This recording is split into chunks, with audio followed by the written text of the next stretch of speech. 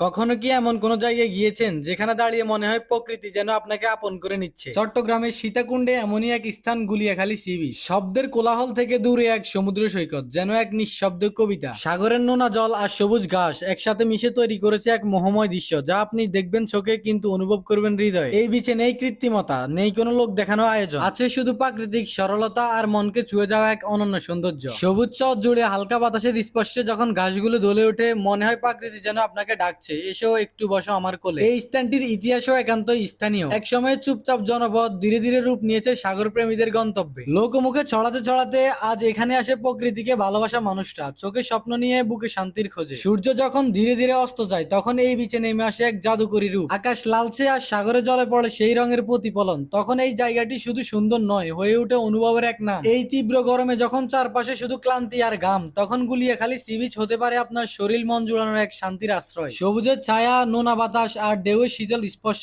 সব মিলিয়ে এক স্বস্তির ছোঁয়া। এই গরমে যদি শান্তি খুঁজে থাকেন, একবার চলে আসুন গুলিয়াখালীতে। প্রকৃতি আপনাকে ঠান্ডা করে দিবে নিঃশব্দে।